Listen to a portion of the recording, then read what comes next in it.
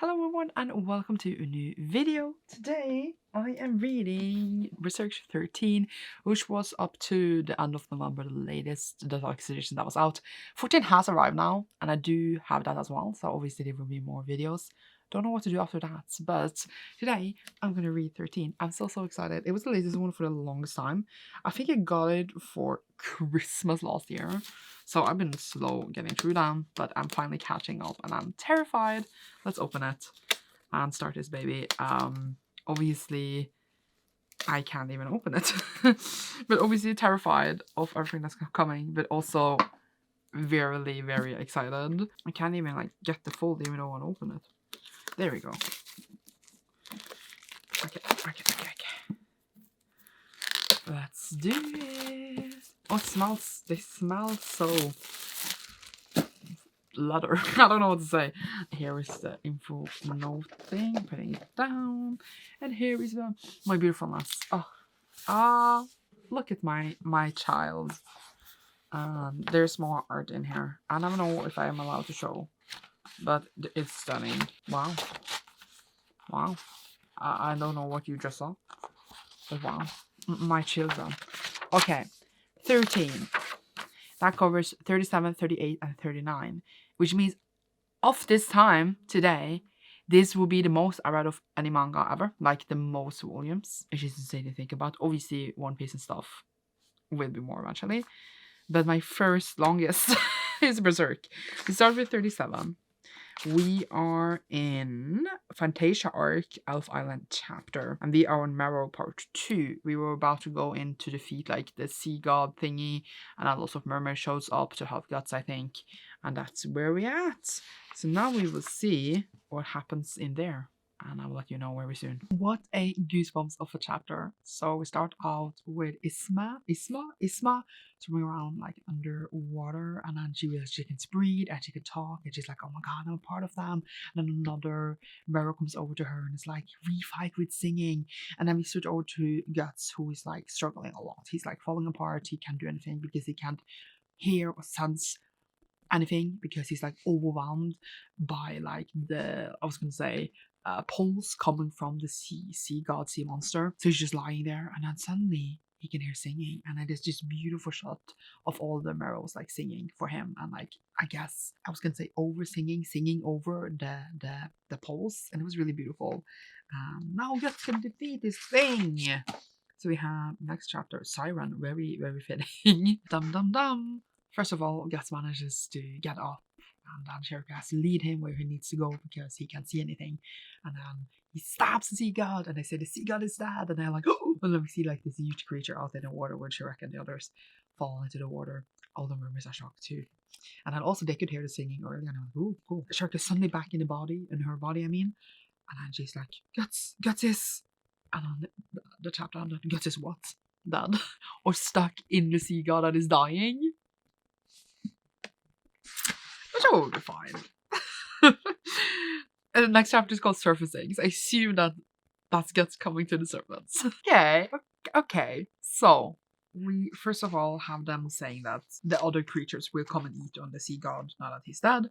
So if they're gonna find Guts, they need to find it now. Because Guts is stuck down there, as I said. And then the Merrow say they will help, but the others are trying to help as well. We zoom into that child. I still don't.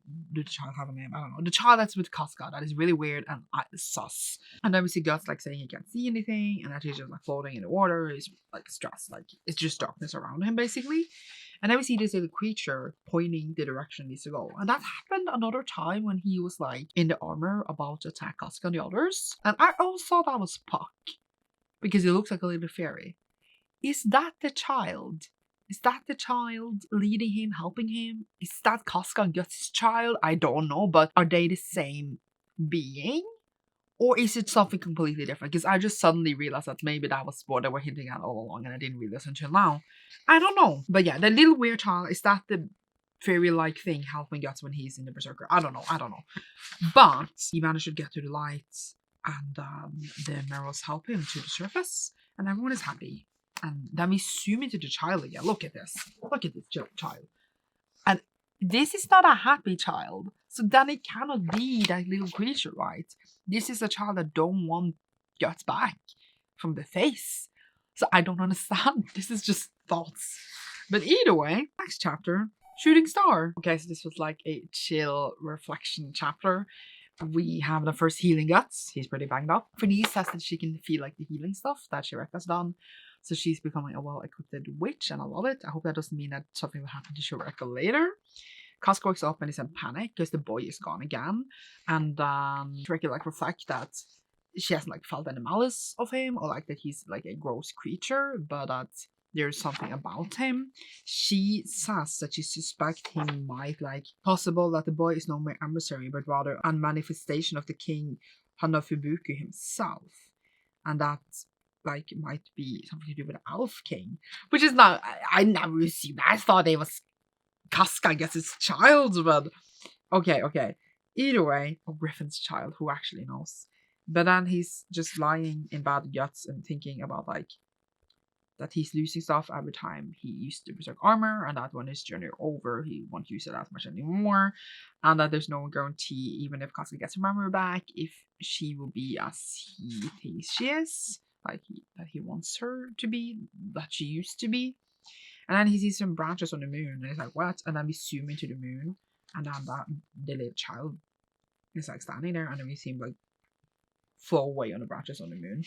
So maybe it had to do with fairies or elves, I guess, than like what I thought. I was on the wrong planets entirely. But yeah, we keep sailing. Are we gonna arrive? Who knows? Now we have Spring Flowers of the Distant Days, part 1. Excuse me, what is this flashback back to Guts being like a teenager? I live flashbacks, especially Guts, so I'm like, not the golden days, not the golden age, but still. Okay, so we are a teenager. He's like captured, and then this old man helps him by saying that if he runs out of this cliff, you can escape. But it was just a distraction for the old man to get away, and then he runs off, and he can trust anyone. And then he thinks about a battle.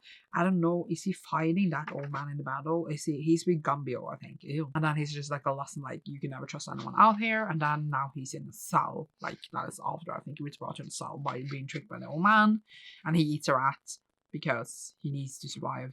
And then he sees a flower, and it's like, it's the only sunlight I have. But on the flower is a little elf. And then we ended the chapter. And the next chapter is Spring Flowers of the Distant Days, part 2. What has this got to do with what's happening in like present? Don't know, but I love it. So sad! Okay, so that little fairy apparently was growing or attached to this flower and got saved the fairy named Chitch by saving it from the rat that wanted to eat the flower. And the fairy helps him after you get a message from a Viscount that he's going to fight his son in an arena, and then his son is going to kill him to bolster his ego for this war because Guts is wounded, etc. So he thinks that Guts will lose, and he hasn't had any food, and like he's wounded. But then Shit's like sees that Guts is thirsty, gives him water, warms him, and heals all his wounds with the leaves from a flower. But she plucked all the leaves, so the flower died. And Gus wanted to bring the flower to like other flowers so that Chits didn't need to be in the cell. And then he didn't get to do it because when he woke up, the flower was dead. And it was actually really sad. And now he's ready to fight in this arena thing. But where is Shits? Did Shits die? I'm sad. Okay, Spring Flowers of the Distant Days, part 3. Okay, so he needed to fight like the son of that Viscount dude. He managed to win by like taking like, I have a little sword here, taking this part of his sword in his eye and his armor because he couldn't break through the armor. And then he's surrounded, but he's holding like him fast because like his strength was failing. He was really weak. He hadn't have any food, even though his wounds were like closed for the moment. But then right before like they are basically surrounding Guts while he's holding like the Viscount's son, they're getting attacked. And that is from like the dude he like helped getting escaped in like the beginning. Managed to escape in the beginning. And he's like, well, now we even, I guess. And then he's like trying to hurry because he wants to replant that flower. It's like rotting away. I don't actually get it if he managed to plant it. I think he did plant like it was like basically crushed and like dying, but he did manage to plant the flower in the field. And we don't know like if he met Chits again, but maybe he will meet her again in Elfhelm. I hope. Maybe. Now it's covered Wagon. Don't know what's gonna happen here, but we will find out. The flashback is done now, but it was interesting, and I hope he gets to meet the Elfhelm. Really hope. Okay, so Kobe Ryan is just Erica and the older boy that I always forget the name of, being out in the forest. They're being attacked by trolls, and they're like, shit, we're dead. But then the Midland army shows up, and they're like, oh, they're under Griffith. But I don't remember if they know what Griffith did or not. Like, did Guts tell them? I don't remember. But either way, then we have Irene, which we've seen before, who was like this creature dude coming in to like fight one of like the trolls, because one of the trolls, it wasn't a trolls, it was like a huge hawk like creature that owned them a bit, because they owned the trolls, and then this creature showed up, and now Irene is owning this creature again. Yeah, and then the next chapter is called Paradise. So that means Erica and the others are arriving at Falconia. That is Paradise. I don't know, but let's see. Okay, so they talk to Rickard, and Erica in the wagon, and they have like this weapon, and they realize that the only reason they managed to get this far is because of their weapon. They were pretty impressed by it. Rickham also shows his like signia from the Band of the Hawk and says she's a former member, and they're like, oh, you are one of the reasons that the world is saved today, and I'm like, oh. But either way, he brings them to Windham, or Falconia as it's now called, and they see all these refugees storming into the city. I don't think that's a good thing. But also see the world tree outside the city, further out, which was not Zeus. It looks really cool. It's like up kind of in the skies, and it's like the whole world is changed. It looks amazing. But then when it actually around in the city, it also looks amazing, and people are streaming in there. And Erica and the dude is like, wow. So I don't know why they're going there. I don't like it. I don't want them to be there, but I guess the world is going to shit around. So I guess that's where people feel safe. But I don't think it's safe there. I don't know. We are done with Rule 37. Can we talk about the fact that Rule 37 was this much? Like, it's all, like, I feel like it was, I was going to say it felt like it was almost half, but I guess, no, if you split it in 3, it's not. I don't know why. That was my thoughts. We are Rule 38. That was what I was trying to say. Its name is Rickard. That was apparently his name. We are still Elf Island chapter, all that. We are going to City of Man. That is, I guess, Falconia. We're going to look more into the city. I just want to arrive off Elfhelm at this point. But we're going to look at this Falcon City instead. But that is fine. That is fine. That is also very important. So this chapter was basically just arriving in the city. And then we see it, and then like we see how these sort of people manage to get some bats. Rickard might get an audience with the Hawk, with Griffith the next day. There's a lady there with some boobs out in the bats, and then she talks to them, and they say how they escape and arrive there. And that's basically it. I don't really know what more to say. They should do to talk to horses. Now we have the divine right of kings. Okay, we are the next day. We are in the castle. There's a mass funeral going on for like soldiers and people who died on the way to Falconia. And Griffith is there, and he like uses this ability so that people like see their loved ones like disappear in like a cloud thing. We have seen this before, where people say goodbye to the loved ones as they step over to the death. I feel like this is bad thing. Like, this is not as beautiful. Oh my god, seeing it pass on to life. Griffith does something with that. Maybe he uses the energy to become powerful. I don't understand. But either way, they are shocked. It looks cool, I guess. Sonia stands beside him. He's medium. Weirdo. And then yeah, Charlotte is also there. And like the, what's it called? The main priest dude. I don't remember what it's called. But either way, they're all there. The people we have seen here and there. There's also one of the soldiers that explains, and then Rupert, whatever his name is, senses that he is not a human. So yeah, but we know that. But the other people don't know that. Okay, next chapter is Pandemonium. Okay, so the demon dude takes Rickard with him, and then they go into like this big small black blob where all the demons apparently are. They're war demons, and he shows Rickard them, and he's like, what is this? And he explains that these were all those monsters, but they walk now in the light with Griffith in a way. Like, they're still monsters, but without Griffith's guidance, they would just be more monstrous and killing people. But now with Griffith's guidance, they can walk for the light or whatever. And I'm like, sure. And like, yeah, he sacrificed the Band of the Hawk to get these people to save the world, and no one has ever done this before, and it is the price of a harsh utopia. And I'm like, okay. And then we have Erica helping the old man with the horses a bit, I think, and then they're talking about her dad being a blacksmith, I think, And Luca is there. Is that her name? And was she with Casca earlier? Or am I just like, was that a dream? Or is that someone else? She's like one of the ones working there. I actually don't know if she's a new character or she's with Casca earlier. It's such a long time ago, I don't remember. Rickard's are the demons, and Erica is being cute, making a friend. They are talking about doing something. Making something. Now we have Bridge of Parting. Elfhelm? We shall see. Okay, it was nothing to do with Elfhelm, but dang! Rickard! Oh, goosebumps, but what? Okay, so first we have Griffith sitting and eating with Charlotte and Sonia and his whole niece, and they're eating, and then it's mentioned the wedding, and Sonia doesn't know like that, so there's that. Then Rickard shows up for his audience, and Griffith is like, excuse me for a moment, and he goes over to him. And then Griffith is like, did you find your answers on the Hill of the Swords, where the graves for the Man of the Hawk was? And Rickard slaps him, and I'm like, do you dare do me? My actual shock. I'm getting goosebumps because it was actually like a stunning slap. Like, look at this slap. It's elegant. It is fancy. I love to see it. And then he says to him, because I need to read this. Have you noticed the band of the hawk's crest, the shape of the wings is a little different from the old crest? That it is, Griffith says.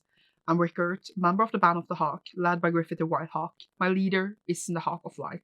Goodbye. And he leaves him.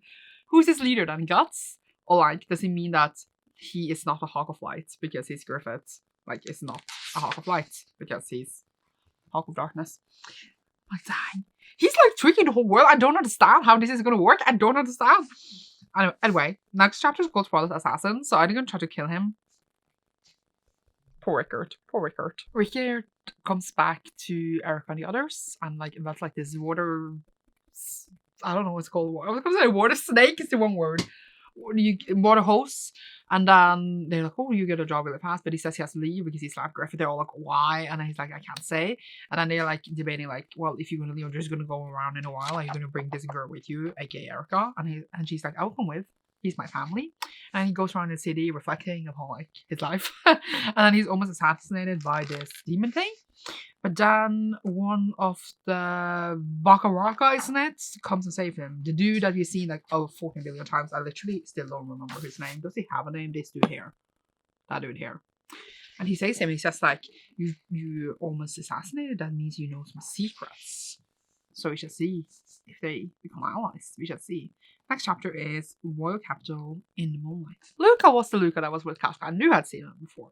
But basically, they talk, the Kushan dude, and Rickard makes an agreement that he's going to protect him. They're going to go to like this secret Kushan city, something where it might be safe. They're bringing some of the girls and Erica out of the city because it is unsafe there, basically, because Griffith is evil, basically. They have a talk that they're going to leave. That's basically what. And then Luca says that she knows about the smart man that is out there. So yeah, this base, if they actually manage to get there, who knows, might be a place like Guts will, I don't know, one day. I don't know. Night Fight is the next one. So that's them escaping. And the creature that tried to kill Rickard is like the one with the mask that we've seen earlier. It had like many different shapes. It was like this little cool fight. And I don't understand if this person with the mask is on the side of Griffith or not. Because like, wasn't there a point that that person or creature said that they wanted to kill Griffith? Or was that someone else? They were teamed with the Bakaraka for a little while. And then they weren't. I don't understand actually. But I'm sure we will all make sense later. Let's go. We kind of got a name on that creature now. It's the War Demon, the Runes of Roxas, I think. And they tried to like, ambush him instead of like running. And then they put him on fire, and then he grows like huge and powerful. I'm like, this is not going well at all. Where's Guts when we need him? But yeah, they're making a huge commotion as well. Horses are dying as well. I think Erica ran to try to save maybe the horse dude. I don't actually know. But she's taken by like the demon, the war demon, and he's not holding her, and then Rickard is yelling Erica, and then I don't know what's gonna happen next because I need to read the next chapter, which is Soaring Escape, hopefully with Erica as well.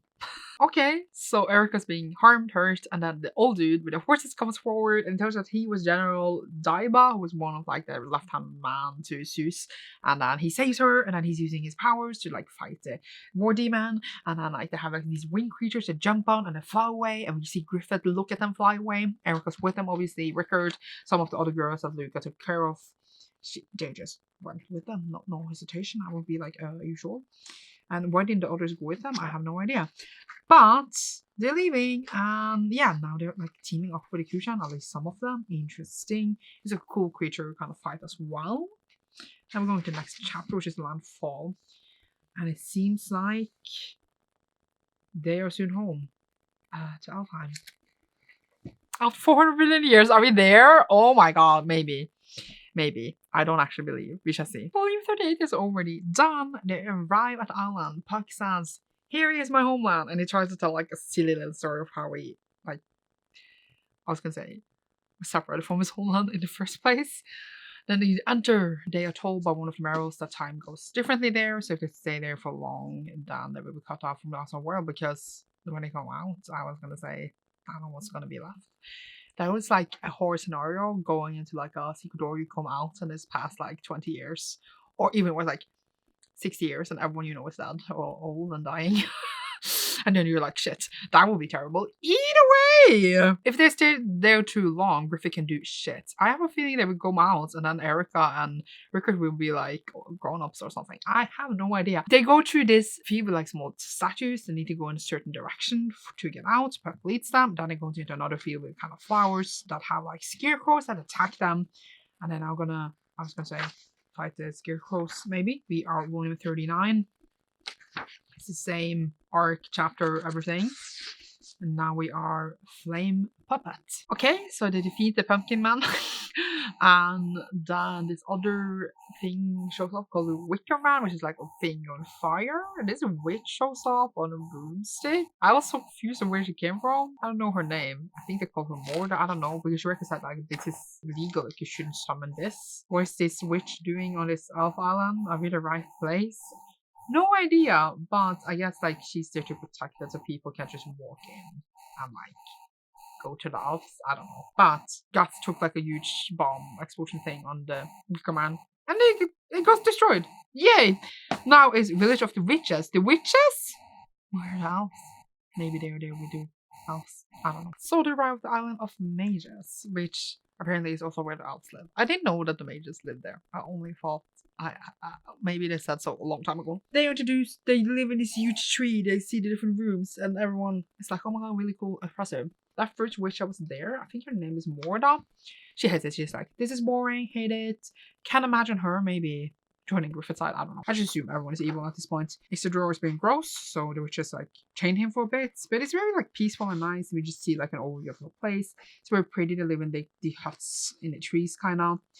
And it's really cool. It's really cool. Yeah, I don't know what else to say. It was pretty. It was cool to see. We are finally here. I'm happy. It was interesting because they were going here to like have it as a haven where they want to stay. But then they can't stay there because of the time thing. But the mages stay there. So what do the time thing affect them? I don't know. But next one is Great Gurus, which is in that chapter.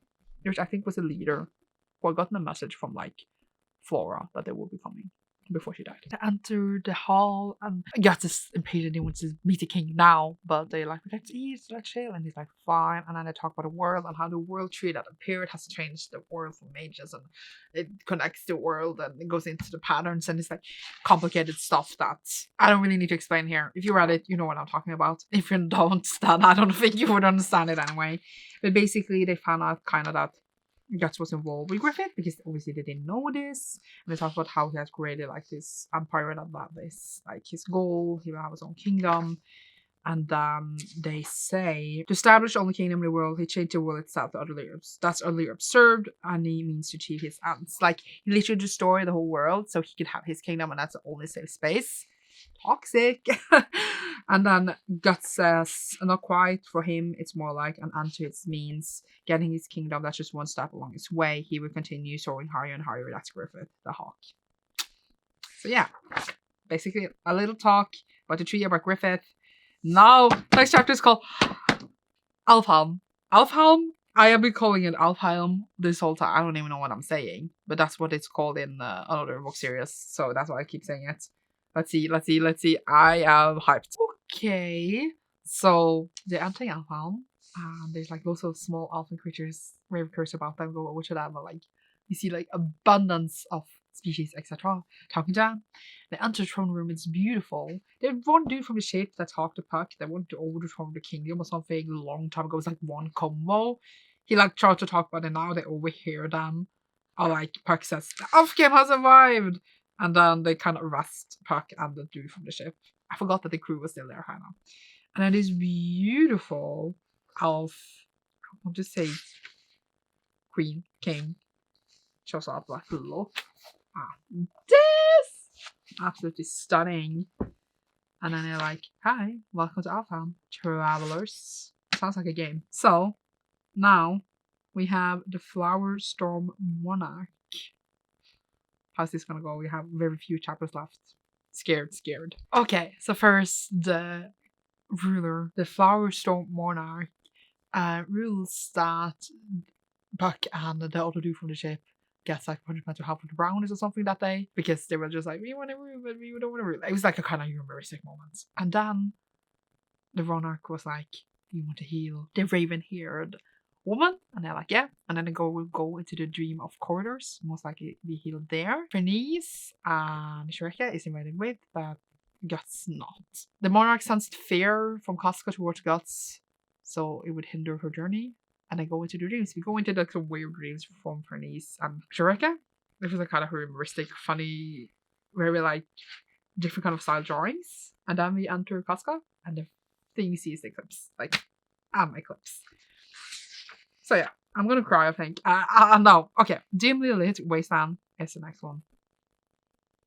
There is so little left, so I'm not ready. Very interesting symbols in this, because we have them being in Casca's dream, and it's a kind of wasteland with an eclipse. It's very dark and sad there. We have a dog carrying a casket with a chain, and in the dog apparently is Guts in this world. He's like missing a foot. He is Guts, and in the casket is a doll, a broken doll, and inside that doll is a tiny little Casca.